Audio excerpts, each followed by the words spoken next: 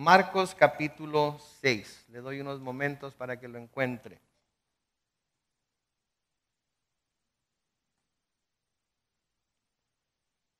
Marcos capítulo 6. La semana pasada llegamos hasta el versículo 50 de este capítulo. Y hemos estado viendo cosas muy interesantes a través de él. Una de las cosas en las que pusimos énfasis la semana pasada fue en el hecho de que el Señor Jesucristo, cuando llega a sus discípulos caminando sobre el agua, se identifica a sí mismo con el nombre Yo Soy. Se identifica a sí mismo con esas dos palabras, Yo Soy, que en griego es ego eimi. Ego eimi es el mismo nombre que se usa en la traducción Septuaginta del Antiguo Testamento cuando el Señor Jehová se identifica delante de Moisés con el nombre Yo Soy. Cuando Moisés le pregunta a Jehová qué nombre debe darle a los hijos de Israel, que puedan ellos saber quién los envió, el Señor simplemente les dice, diles que Yo Soy te envió. Y ese es el nombre que Dios usó para sí mismo para identificarse delante de Moisés. Aquí el Señor Jesucristo lo usa para identificarse a sí mismo también, porque como hemos visto en estudios anteriores, Jesucristo es Dios.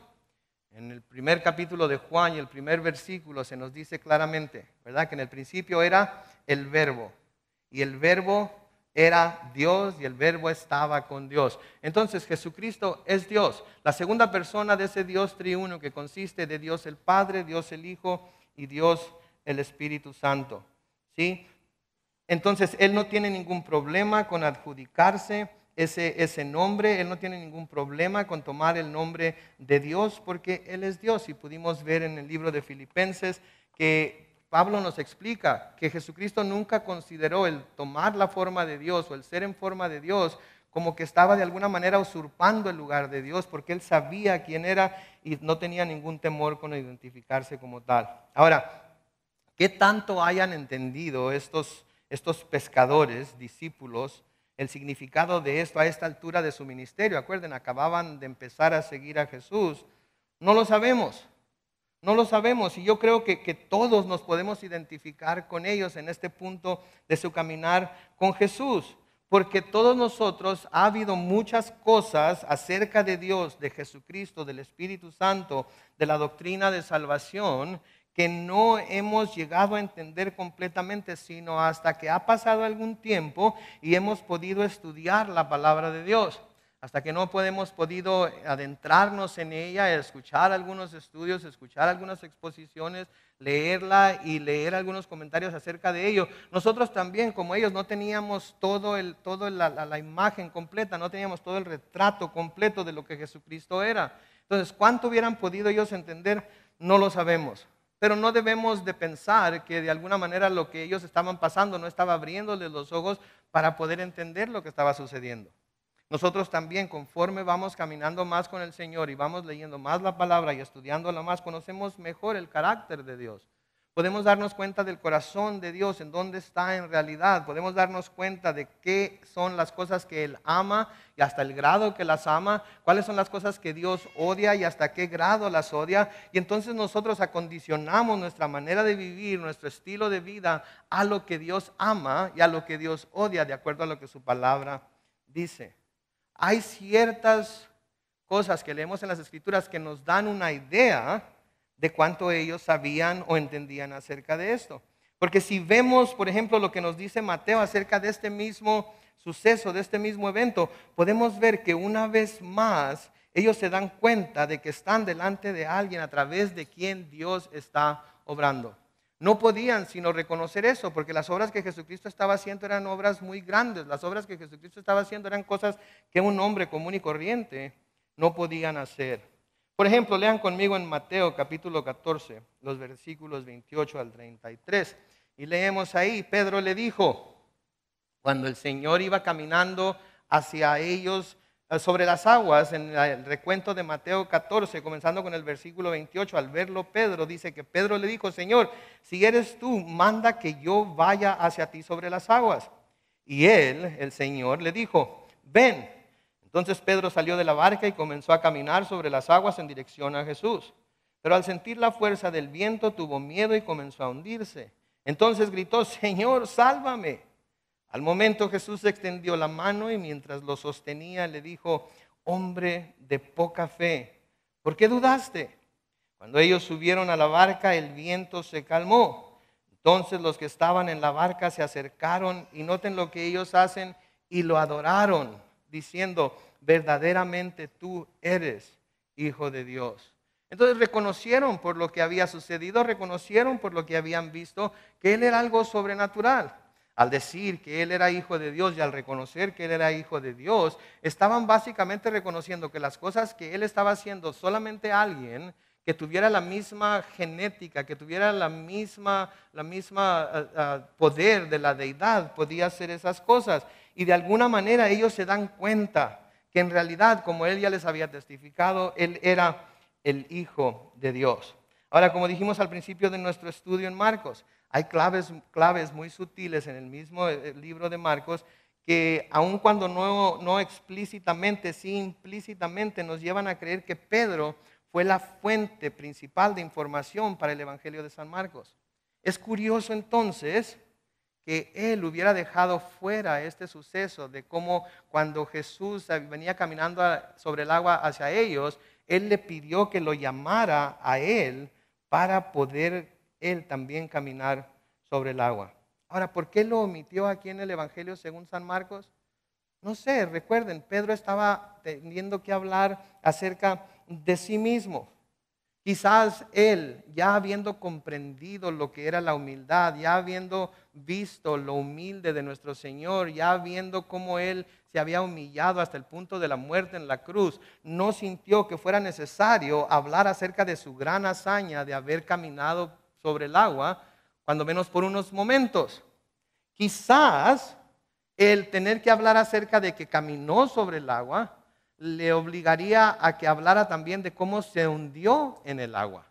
Y por tener que hablar de cómo se hundió en el agua, esto hubiera sido algo humillante para él. No lo sé. Pero de nuevo, todos nosotros tenemos esas experiencias. Todos nosotros tenemos esas historias que a veces nos gusta hablar acerca de nosotros mismos, ya sea grandes hazañas que hayamos hecho, grandes logros que hayamos tenido.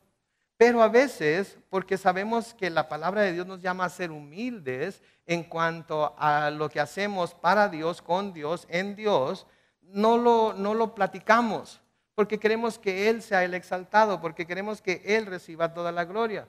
De igual manera, quizás hayamos comenzado muy fuerte, quizás hayamos comenzado muy rápido, quizás hayamos comenzado con mucho poder, pero luego nos desinflamos, perdemos el interés, perdemos el deseo de hacer lo que comenzamos y nos desvanecemos.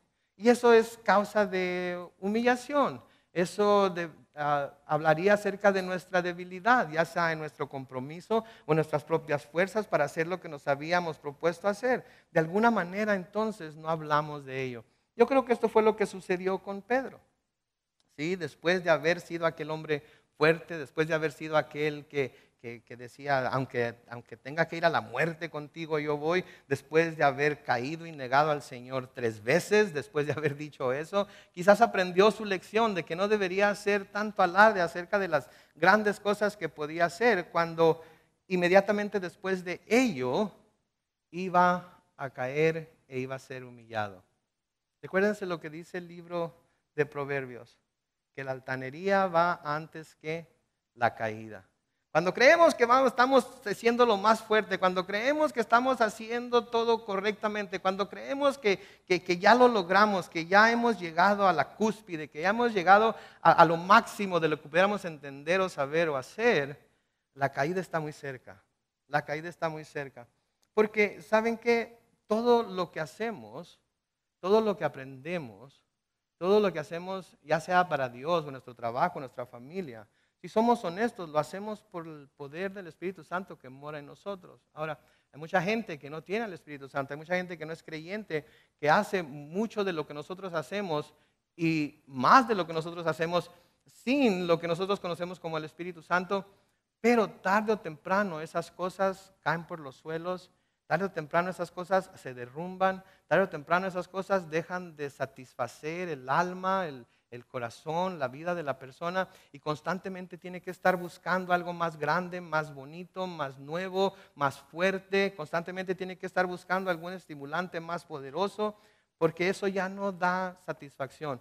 Cuando nosotros ponemos nuestra esperanza en el Señor y cuando lo que hacemos lo estamos haciendo para su honra y su gloria, y no tratamos de robarle esa honra y gloria, sino que se la damos a Él porque Él la merece, el Señor constantemente nos da fuerzas para seguir haciendo lo que Él nos ha llamado a hacer y para poder gloriarnos en que Él lo está haciendo a través de nosotros. Pero damos la gloria y la honra a Él. Ahora en el versículo 51 de Marcos 6, seguimos leyendo ahí en donde se nos dice: al subir a la barca con ellos, el viento se calmó y ellos estaban muy asombrados. Una vez más vemos aquí cómo la naturaleza está sujeta a Jesús. Una vez más vemos aquí que Él es Señor sobre todas las cosas.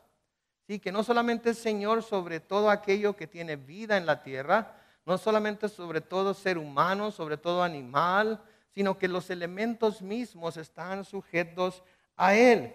Y digo una vez más, porque si se recuerdan en el capítulo 4, vemos que el Señor reprende el viento y el mar le hace caso también.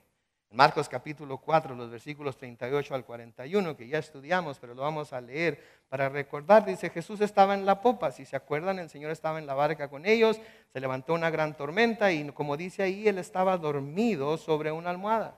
Cuando ellos miraron lo grande que la tormenta era, lo despertaron y le dijeron: Maestro, ¿acaso no te importa que estamos por naufragar? O sea, que estamos por hundirnos.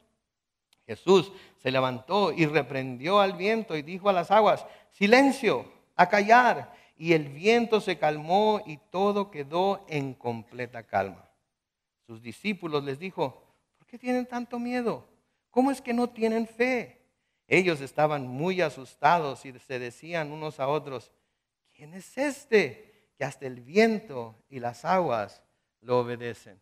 Entonces ellos ya habían visto su poder. Ellos ya habían visto su poder sobre los elementos. Ahora lo están viendo de nuevo y están confirmando que Él es quien dijo que era el Hijo de Dios. Y esto es importante porque aun cuando hayan visto estas obras por segunda vez, vamos a ver que esto no los ha impresionado mucho.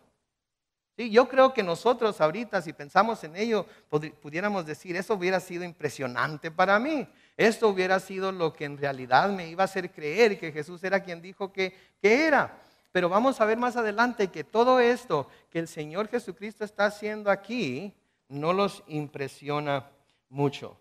En el siguiente versículo se nos dice que no era tanto que estuvieran asombrados de lo que el Señor Jesucristo había hecho, sino que había otra razón por la que no entendían lo que el Señor Jesucristo estaba haciendo. Noten el versículo 52.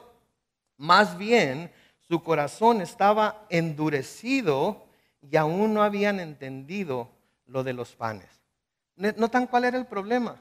El problema no era que el Señor Jesucristo no hubiera manifestado su poder. El problema no era que lo que Jesucristo había hecho era algo sobrenatural. El problema no era que Jesucristo hubiera hecho algo que ningún otro hombre hubiera hecho. El problema que tenían era que su corazón estaba endurecido. O sea que porque sus corazones estaban endurecidos, no les era posible entender. Sus corazones estaban duros en contra del Señor. Y a pesar de todo lo que habían visto al Señor hacer, de todas maneras sus corazones aún todavía tenían esa dureza en ellos que no les permitía ver más allá de lo que sus corazones les decían. Quizás había duda todavía en su corazón. Quizás había todavía cierta aprehensión de que quizás Jesús, con todo lo que estaba haciendo, no era quien decía ser. No sé lo que sería, pero sus corazones estaban endurecidos. Y ¿saben qué? Eso es algo que nosotros tenemos que tomar nota de ello aquí esta mañana. Nosotros tenemos que tomar nota de ello aquí esta mañana, porque cuando hay algo en nuestras vidas que ha endurecido nuestro corazón, no nos es posible ver más allá de lo que está sucediendo. No nos es posible ver más allá de la situación o la circunstancia por la que estamos pasando. Y nos podemos perder de ver todas las cosas que Dios está haciendo en nuestras vidas y que quiere seguir haciendo en ellas. Y nuestro corazón duro no nos deja verlo como tal. Nuestro corazón endurecido lo único que ve son obstáculos. Nuestro corazón endurecido lo único que ve son retos. Nuestro corazón endurecido lo único que ve es sufrimiento. Nuestro corazón endurecido lo único que ve es aflicción. Nuestro corazón endurecido lo único que nos hace ver es lo difícil que es enfrentar la situación en la que estamos y nos hace querer echar las manos al cielo y decir: no puedo más, no quiero más, no voy a dar más, estoy cansado de dar, estoy cansado de seguir, estoy cansado de ser el único que pone el esfuerzo, estoy cansado, estoy cansado, estoy cansado. Y nos perdemos de ver lo que Dios está haciendo a través de las cosas de las que nos estamos quejando y de lo que Él quiere hacer. Yo no sé qué tanto tiempo tengan cada uno de ustedes como cristianos, pero dependiendo de la cantidad de tiempo, de los años que hayan estado leyendo la Biblia, ustedes saben que en la Biblia podemos ver y leer claramente acerca de los principios bíblicos para tener un buen matrimonio, para tener una buena vida familiar, para tener una buena vida con nuestros hijos. ¿Sí? Para tener una vida que sea satisfactoria para nosotros, para tener una vida que dé fruto, para tener una vida que muestre que el Señor Jesús mora en nosotros y que su Espíritu nos está dirigiendo en lo que hacemos. Yo creo que todos cuando se nos habla de lo que la palabra de Dios dice y de que tiene las soluciones para poder tener todo esto, lo hemos leído en alguna ocasión y hemos dicho: sí es cierto, eso es cierto, eso es lo que debería de estar haciendo, eso es lo que debería yo de creer, eso es lo que debería de practicar. Pero a veces por nuestra naturaleza humana, cuando hemos estado haciendo algo por mucho tiempo, cuando hemos estado sufriendo algo por mucho tiempo, cuando el Señor no ha respondido a nosotros como nosotros creemos que debería responder y con la rapidez que nosotros creemos que debería responder, nuestro corazón empieza a endurecerse. Y lo único que hacemos es que lo leemos, lo comprendemos claramente, sabemos que son principios bíblicos y que si son principios bíblicos, Dios los ha puesto en su palabra para que nosotros los sigamos en nuestra vida diaria y podamos nosotros cosechar los beneficios de ello. Pero porque nuestro corazón está endurecido, no podemos recibir. Nuestro corazón endurecido no nos deja que nos impresione lo que la palabra de Dios dice. Nuestro corazón endurecido nos hace de hecho a veces que neguemos que la palabra tiene el poder para hacer lo que la palabra dice que puede hacer Dios. Nuestro corazón endurecido nos hace que cerremos los ojos y los oídos a ello y seguimos los dictámenes de nuestro propio corazón y tratamos de alinear lo que la Biblia dice a lo que estamos sintiendo en ese momento, en lugar de nosotros alinear nuestros sentimientos a lo que la Biblia dice. De tal manera que quizás estamos teniendo problemas en nuestro matrimonio, ¿sí? O estamos teniendo problemas en nuestras familias, o estamos teniendo problemas con nuestros hijos, o en nuestro trabajo. Y queremos encontrar la solución. Y le pedimos al Señor: Señor, ayúdame a encontrar la solución en tu palabra. Señor, ayúdame a buscar y encontrar en tu palabra la fórmula para que esto cambie. Porque ya no lo soporto. Ya no soporto a mi cónyuge, ya no soporto a mis hijos, ya no soporto a mi jefe, etcétera, etcétera, etcétera. Usted póngale ahí lo que usted ya no soporte ahorita en su vida. ¿Quién es? ¿Su esposa? ¿Su esposo? ¿Sus hijos? ¿Su jefe? ¿Sus empleados quizás? No sé, pero usted piense ahorita en lo que ya lo tiene harto.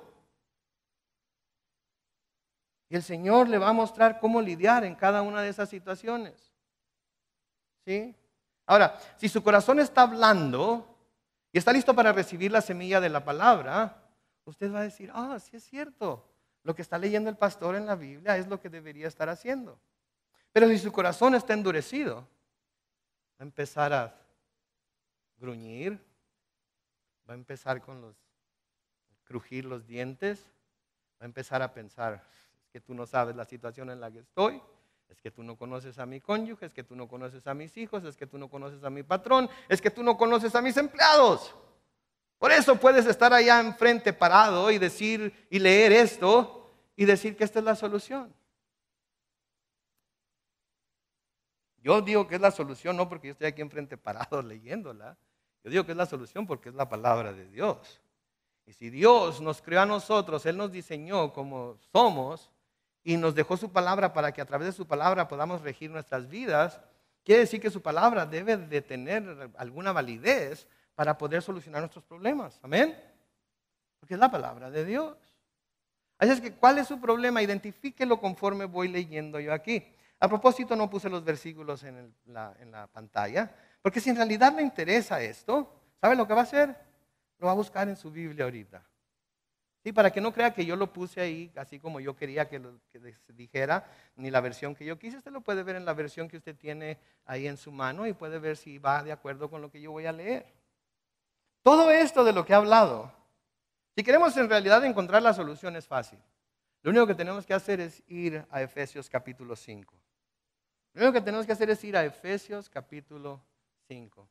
Ahora, escogí una versión diferente a la que la mayoría de ustedes tienen. La que mayoría de versiones que ustedes tienen es la Reina Valera. Yo escogí la Reina Valera contemporánea porque tiene un lenguaje más moderno. Y una de las razones por la que la escogí es porque en algunos de los versículos cambiaron una palabra que parece ser una mala palabra en nuestros días, que tiene que ver con la sumisión. ¿Verdad? Porque en cuanto se habla de sumisión, las mujeres empiezan... Otra vez me van a decir que me tengo que someter a este papanatas. Otra vez me van a decir que me tengo que someter. Bueno, sí y no. La versión de nuevo que yo estoy leyendo es la versión Reina Valera contemporánea y en Efesios capítulo 5, comenzando con el versículo 21, dice lo siguiente: cultiven entre ustedes la mutua sumisión. Eso debe de darles cierto alivio. Porque no se trata de que uno se someta al otro, se trata de que mutuamente debemos someternos el uno al otro. Si no se trata de que alguien esté por encima del otro, se trata de que los dos, delante de los ojos de Dios, son iguales. Y va a haber veces en las que yo me tenga que someter a mi esposa y va a haber veces en las que ella se tenga que someter a mí. Ahora, mi experiencia me dice que si las veces que yo me someto a mi esposa son más de las veces que ella se tiene que someter a mí, las cosas me van a ir mejor. Pero desafortunadamente soy hombre. Y mi cerebro lo único que reconoce es que ella se debe someter a mí. Pero si yo pensara antes de ver que ella debe someterse a mí en el hecho de que el versículo 21 dice cultiven entre ustedes la mutua sumisión, estaría más atento de todas las veces que el Señor me está diciendo a mí que me someta a ella. Entonces lo convertimos en una competencia de quién se somete más. ¿Y saben qué? En mi ADN está el ganar siempre. Así es que si yo quiero ganar, ¿qué tengo que hacer? Someterme a ella más de lo que le pido a ella que se someta a mí. Pero eso para los hombres no es ganar, ¿verdad? Eso para los hombres es perder. Porque cuando empezamos a someternos, nos empiezan a tratar como trapeador. Y yo no soy la clase de hombre que tú vas a tratar como trapeador. Ni aquí, ni en China. Bueno, lo único que tenemos que ver es el ejemplo de nuestro Señor Jesucristo. ¿Lo trataron como trapeador? Peor que trapeador. ¿Lo torturaron? Como nosotros jamás vamos a ser torturados, quizás. Lo clavaron en una cruz. Le pusieron una corona de espinas. Les pregunto, varones, ¿cuándo han hecho sus esposas eso con ustedes? Ya lo sabía, pero tenía que preguntar. Sométanse entonces, cultiven, practiquen entre ustedes la mutua sumisión en el temor de Dios. Ahora quizás ustedes digan, pero estaba hablando con toda la iglesia, está hablando de que toda la iglesia se somete el uno al otro. ¿Usted es parte de la iglesia? Sí. ¿Su esposa es parte de la iglesia? Sí. Entonces cuando los dos somos parte de la iglesia, ¿saben lo que somos antes de ser esposos? Hermanos en Cristo.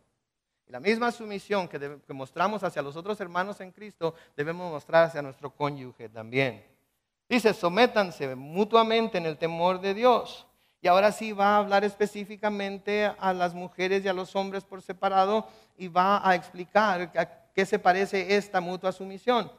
Versículo 22 dice, ustedes las casadas honren a sus propios esposos como honran al Señor. Noten que cambia la palabra de sumisión, de sujetarse, a honrar. ¿Qué quiere decir? Darle el honor que la persona se merece. ¿Por qué? Por su manera de comportarse, por cómo él o ella es, no, por la posición que el Señor le ha dado dentro, ya sea del matrimonio, o de la iglesia, o de la familia. No es el comportamiento el que se honra, es a la persona por el título y por la posición que Dios ha dado. ¿Sí? Entonces honran a sus propios esposos como honran al Señor, porque el esposo es cabeza de la mujer, así como Cristo es cabeza de la iglesia, la cual es su cuerpo y Él es su Salvador.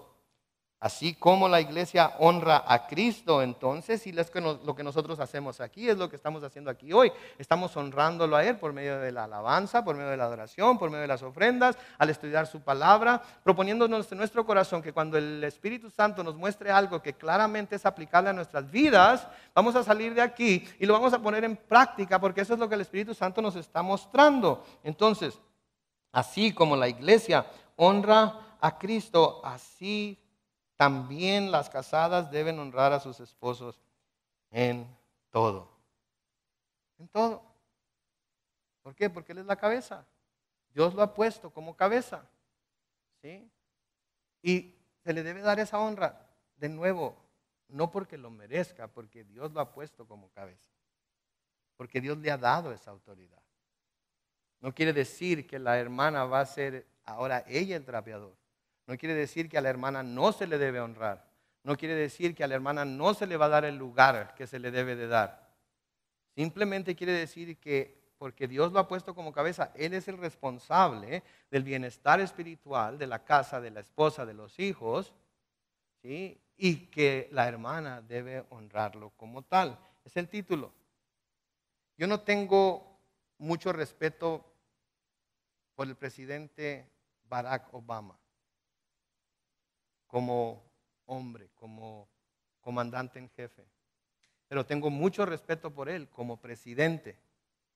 Así es que si un día me lo presentan, no le voy a decir, ¡hey, Barack Hussein Obama!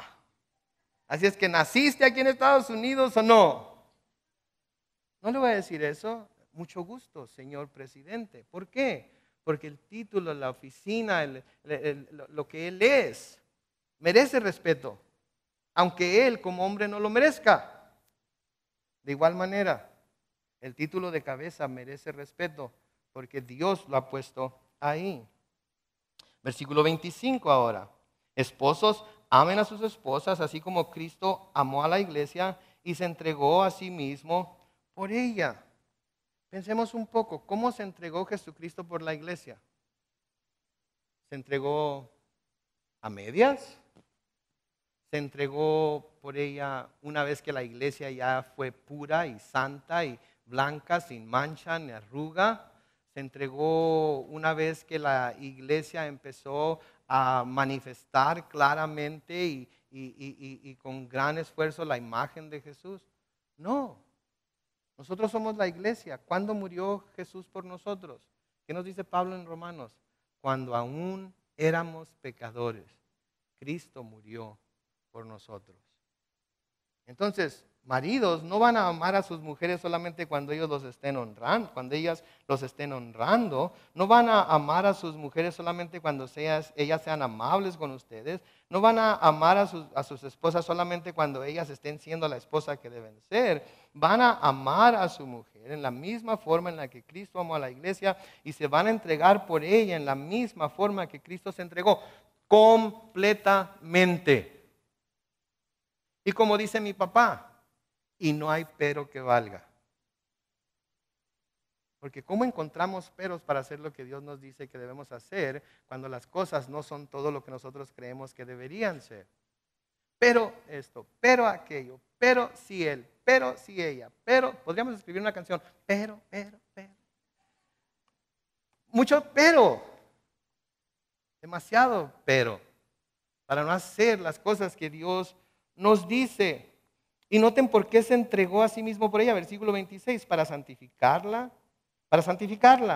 Él la purificó en el lavamiento del agua de la palabra, a fin de presentársela a sí mismo como una iglesia gloriosa, santa e intachable, sin mancha ni arruga, ni nada semejante.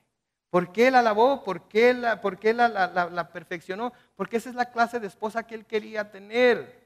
Esposos, ¿qué les dice esto acerca de lograr tener la esposa que ustedes quieren tener? ¿Quiénes son los responsables de que esa esposa sea la esposa que ustedes quieren? ¿Dios? Dios a través de nosotros. Nosotros debemos estarlas lavando en el agua de la palabra. Nosotros debemos estarnos entregando por ellas como Cristo se entregó por su esposa a la iglesia. Nosotros debemos estar dispuestos a dar nuestra vida entera por ellas. Ahora, cualquiera puede decir, mi amor, si alguien viene y me dice su cartera o su vida, ten la seguridad que yo te voy a decir, mi vida, vete con el Señor, por favor. No, ¿verdad? No, todos decimos, sí, mi amor, si alguien alguna vez atenta contra tu vida, yo estoy ahí para recibir la bala, yo estoy ahí para recibir la daga, yo estoy ahí para recibir la herida, yo estoy ahí. Y es muy fácil decir eso cuando no se está ahí, ¿verdad? Ahora me gustaría pensar que todos los varones que estamos aquí, en un momento dado, si eso sucedería, nosotros estuviéramos dispuestos a hacer eso. Como no los conozco muy bien, no puedo abogar por muchos de ustedes, pero sí puedo abogar por mí. Yo con gusto tomaría una bala por mi esposa. Yo con gusto tomaría la daga por mi esposa. Pero de nuevo, no tengo una pistola apuntándome ahorita, ni tengo a un yihadista con el machete enfrente para cortarme la cabeza. Pero quiero pensar que con el poder del Espíritu Santo voy a decir, sí, yo muero antes que ella. Así como el Señor Jesucristo se dio a sí mismo por su esposa. Para poder presentarla delante de mí mismo como una esposa gloriosa, santa, intachable, sin mancha ni arruga, ni nada semejante. Y la única manera que ella va a poder ser todo eso es si ella encuentra que puede estar segura en mí, así como la iglesia encuentra que puede estar segura en Cristo. Sigue diciendo en el versículo 28, así también los esposos deben amar a sus esposas como a su propio cuerpo. El que ama a su esposa se ama a sí mismo. Nadie ha odiado jamás a su propio cuerpo, sino que lo sustenta y lo cuida como lo hace Cristo con la iglesia. Ahora aquí vamos a derribar un mito. El mito de que primero tenemos que saber amarnos nosotros mismos para poder amar a los demás. Aquí implica que ya sabemos amarnos nosotros mismos. ¿Sí? Varones, cuando les da hambre, ¿cuántos se quedan calladitos esperando hasta que su esposa les dé su regalada gana servirles? Tenemos un par de mentirosos allá que no van a entrar al reino de los cielos. ¿Por qué? Porque nos amamos demasiado, ¿verdad? Nos queremos. Si nuestra carne pide comida, queremos darle comida. Si nuestra carne pide ser refrescada por el calorón que está haciendo, queremos ser refrescados. Y ponemos el abanico enfrente de nosotros y nuestra esposa queda del otro lado, ¿verdad? Y entre más, ¿verdad?, gorditos estamos, más le tapamos el aire, pero nosotros somos los que necesitamos el aire, así es que, ¿te da, mi amor? Pues la esposa dice, sí, no te preocupes por mí. Y nosotros, ok, entonces estamos tranquilos. No, nos amamos a nosotros mismos, cuidamos de nuestro cuerpo, sustentamos nuestro cuerpo. Entonces todas esas, perdónenme, y si hay algún psicólogo aquí, discúlpeme, todas esas idioteces de que debemos aprender a amarnos nosotros mismos antes de amar a los demás, es una estupidez. Ya nos amamos demasiado. El problema es que nos amamos demasiado nosotros mismos. Porque si no nos amáramos demasiado nosotros mismos, no tendríamos ningún problema con entregarnos por nuestra esposa como Cristo se entregó por su esposa a la iglesia. Y las esposas no tendrían ningún problema para honrar a su marido de la misma manera en la que la iglesia busca honrar a Jesucristo. Nos amamos demasiado entonces. El que ama a su esposa se ama a sí mismo. Nadie ha odiado jamás a su cuerpo, sino que lo sustenta, lo cuida como lo hace Cristo con la iglesia. Porque somos miembros de su cuerpo, de su carne y de sus huesos. Por eso el hombre dejará a su padre y a su madre, se unirá a su mujer y los dos serán un solo ser. Grande es este misterio, sigue diciendo Pablo aquí, pero yo digo esto respecto de Cristo y de la iglesia. Por lo demás, cada uno de ustedes ame también a su esposa como a sí mismo y a ustedes las esposas honren a sus esposos. Pero también para los hijos. A veces como hijos tenemos nuestro corazón tan endurecido para con nuestros padres que no estamos dispuestos ni a reconocer cuando los consejos que nuestros padres nos están dando son buenos consejos. No tenemos ni la sensatez para entender que las cosas que nuestros padres nos lo están diciendo porque quieren que evitemos problemas que van a venir a nuestras vidas después.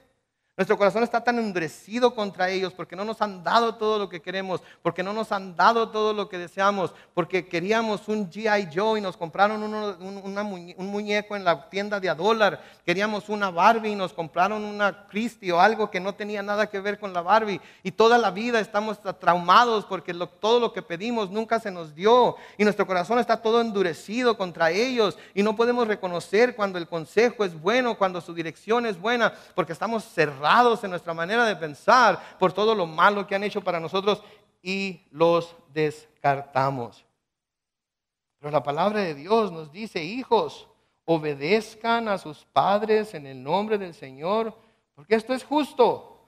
Honra a tu padre y a tu madre, que es el primer mandamiento con promesa, para que te vaya bien y tengas una larga vida sobre la tierra. Noten, ¿qué es de mayor bendición para nosotros? ¿La promesa de Dios o el corazón endurecido que no nos deja ver la bendición que Dios nos ha dado en la sabiduría de nuestros padres, en la experiencia de nuestros padres? Hijos, ningún padre es perfecto. El único padre perfecto es el Señor que está en los cielos. Sus padres cometen errores. Sus padres son seres humanos, ¿sí? Que necesitan también la dirección de Dios. Pero ellos, tan solo con la experiencia que tienen, más que la que ustedes tienen la habilidad para poder dirigirlos y llevarlos en el camino que va a ser de mayor bendición para ustedes. Y aunque no lo puedan ver ahorita, inténtenlo. Abran los ojos. No dejen que su corazón endurecido les diga: no lo escuches. Tu padre no es digno de respeto. Tú sabes lo que es tu padre, tú sabes cómo se ha portado, tú conoces su vida anterior. Es más, échaselo en cara, así le puedes hacer daño, así le puedes así puedes tener una razón, así puedes tener una excusa para no obedecerlo, para no honrarlo. O a tu madre también. Tú la conoces, tú conoces su pasado, tú sabes todas las cosas que ella hizo, ha hecho, quizás está haciendo.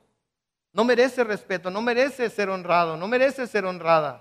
Y el corazón endurecido nos lleva a no ver las bendiciones de las cuales Dios quiere hacernos partícipes cuando hacemos lo que Él nos dice. Honra a tu padre y a tu madre, que es el primer mandamiento con promesa. Si lo haces, te va a ir bien y vas a tener una larga vida sobre la tierra. Pero el corazón dice: no. No. Nos aferramos a lo que el corazón dice. Padres, ustedes, los padres, sigue diciendo Pablo, no exasperen a sus hijos, sino edúquenlos en la disciplina y la instrucción del Señor. Lo que sucede es que a veces queremos educarlos en la disciplina e instrucción de nosotros mismos. Nosotros tenemos una visión de lo que nuestros hijos deberían ser.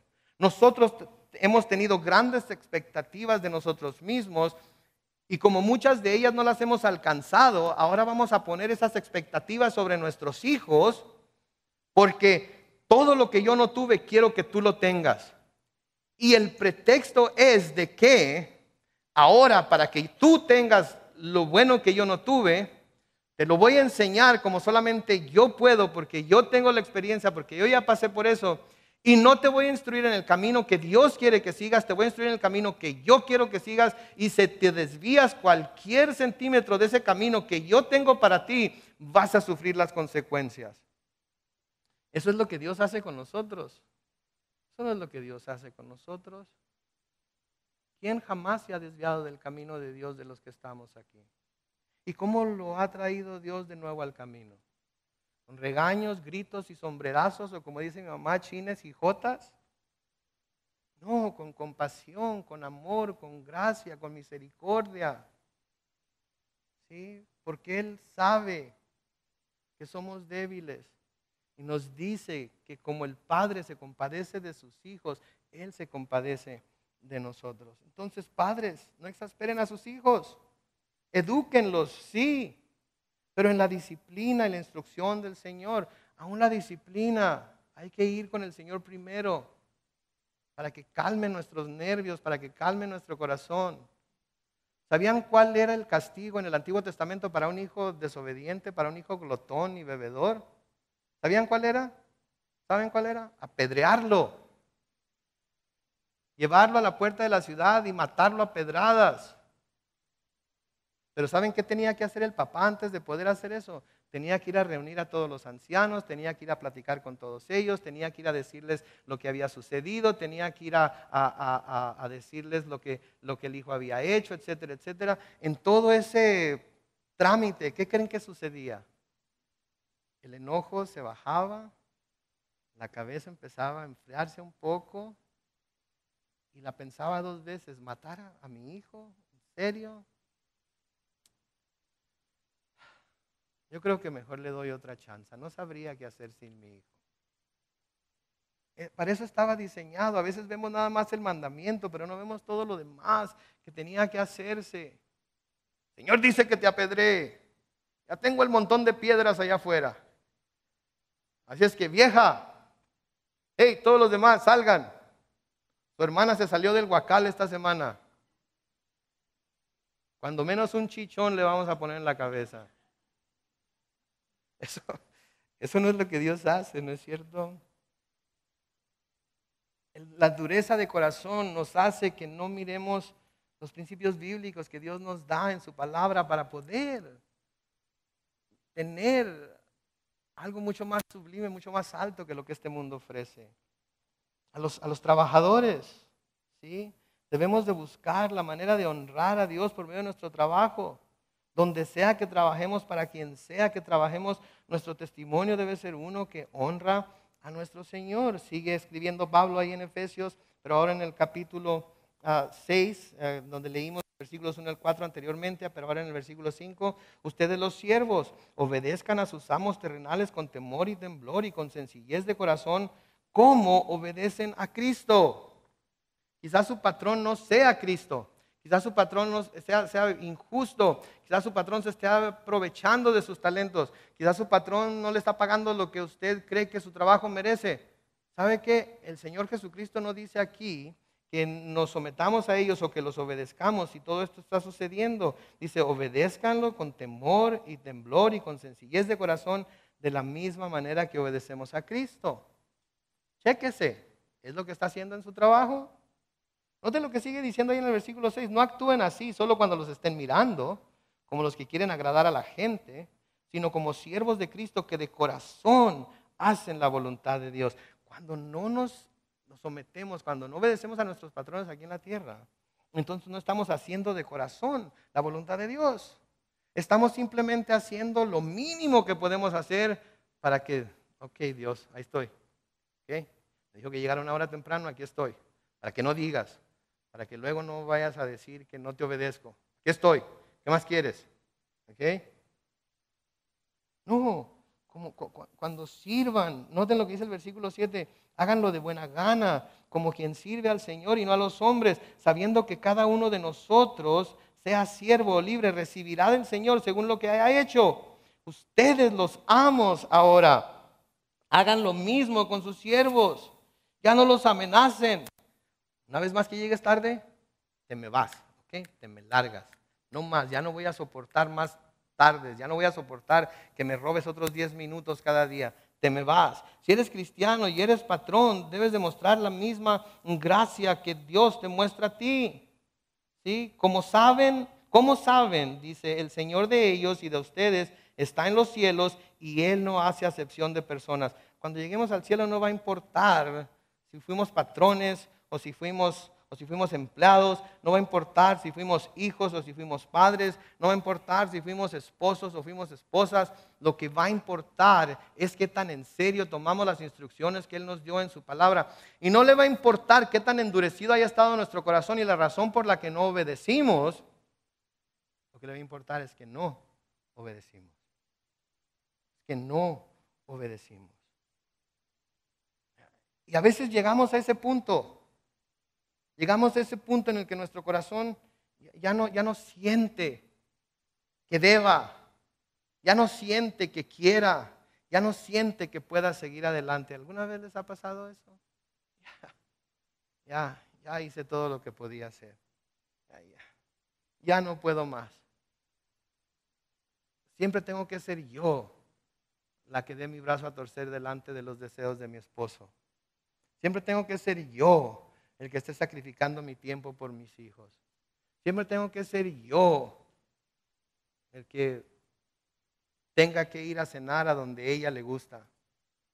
A mí no me gusta el sushi. Y siempre que le digo a dónde quieres ir, quieres sushi. Yo quiero ir a la comida china, las carnitas coloradas, el fuyón, carne de res con brócoli, sushi. Que lo compre en el Costco cuando vaya y ella coma sola.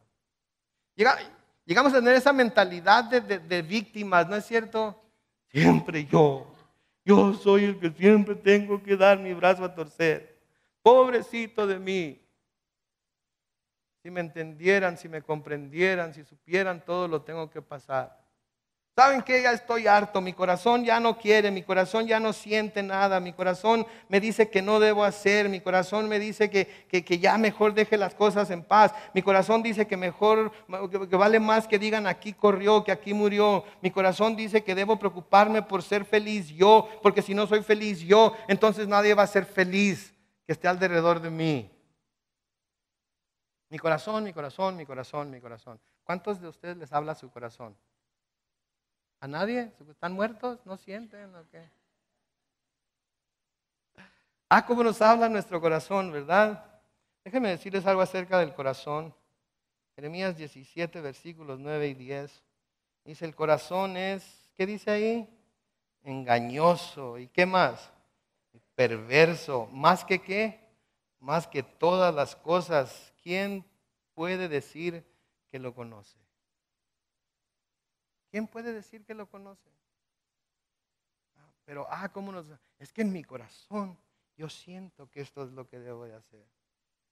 ¿En serio? ¿Su corazón nunca lo ha llevado por un camino que no debe ir?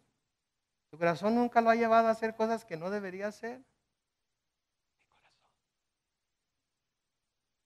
Mi corazón me dice. Lo conozco yo, dice el versículo 10. El Señor, que escudriño la mente y pongo a prueba el corazón, que pago a cada uno según su conducta y según el resultado de sus obras. ¿Sabe por qué está pasando lo que está pasando con su cónyuge? ¿Sabe por qué está pasando lo que está pasando con sus hijos? ¿Saben por qué está pasando lo que está pasando con sus padres y con sus trabajadores y con sus patrones? Su corazón está siendo probado por Dios. Y su corazón está revelando lo que verdaderamente hay ahí. Lo que nosotros mismos jamás nos gusta ver, lo que nosotros mismos quisiéramos pensar que ya no existe en Él, lo que nosotros quisiéramos poder decir que ya no luchamos contra ello, lo que nosotros quisiéramos decir que ha quedado completamente erradicado de Él. Y las pruebas que pasamos en nuestras relaciones personales, en todas las que hemos mencionado aquí hoy, ¿saben qué revelan? Que lo que la palabra de Dios dice es cierto. Nuestro corazón es engañoso y perverso. Y busca la manera de tergiversar las cosas para que lo sigamos a Él y no sigamos a Dios. Busca la manera de hacernos ver las cosas de tal manera que nos justificamos en lo que estamos haciendo. Busca la manera de hacernos sentir que más vale que nos demos por vencido. ¿Sabe qué? Esa es la razón por la que ahorita en la sociedad se están casando y dando en casamiento, por la que el matrimonio no se respeta. Los homosexuales tienen mucha razón en decir que los heterosexuales no tenemos ningún respeto por el matrimonio. Porque si así fuera, no hubiera tanto divorcio aún dentro de la iglesia. Y vamos a hablar más de esto en los capítulos que siguen en Marcos. Pero es cierto. Ya no te soporto. Ahí nos vemos. Me voy con mi mamá. Ya no te soporto. ¿Se acuerdan de los votos que hicieron cuando se casaron? En riqueza, en pobreza. Así que cuando tuvieron estaban felices, ahora que no tienen, ustedes prometieron que iban a estar con él o con ella. ¿Sí? En salud o enfermedad. Cuando los dos estaban saludables eran muy felices. Ahora que él o ella está enferma, ¿saben que ahora es el tiempo de ver si lo que prometieron es cierto? En las buenas y en las malas es el que más gordo me cae.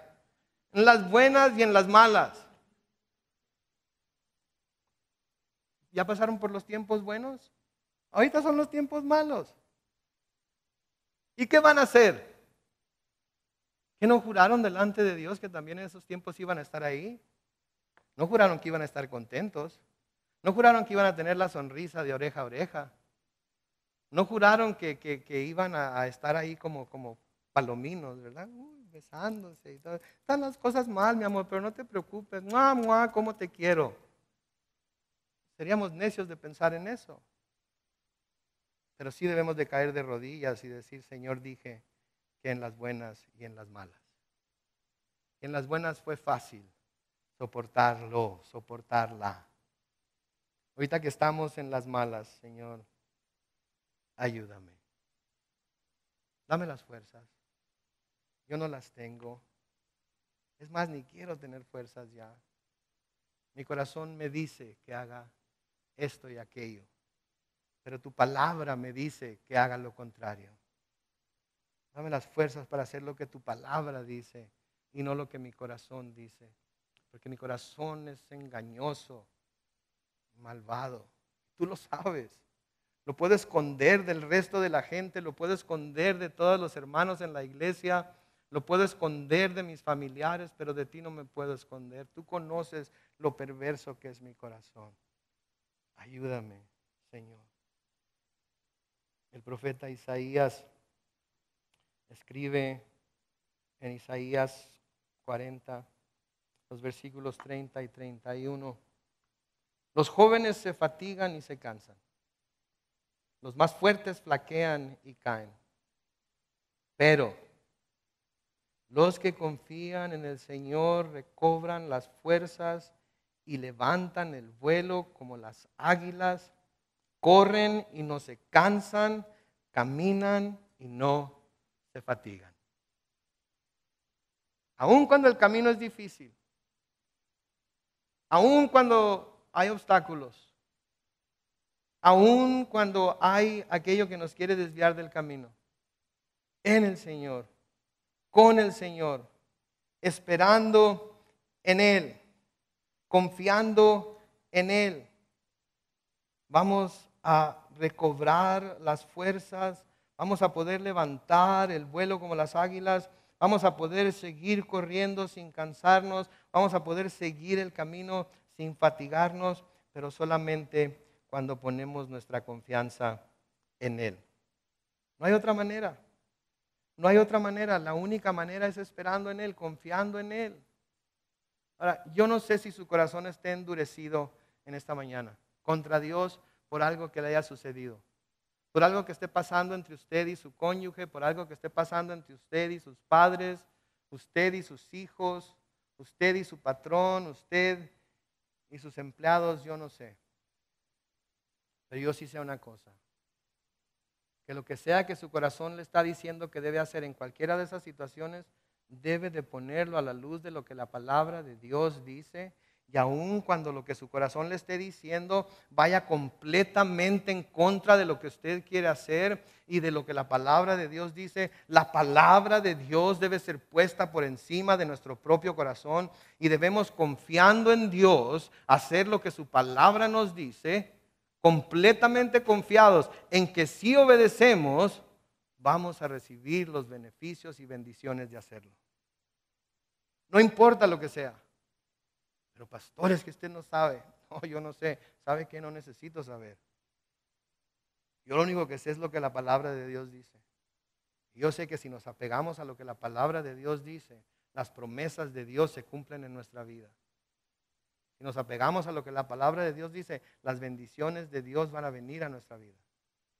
Pero debemos hacer lo que la palabra de Dios dice. Amén.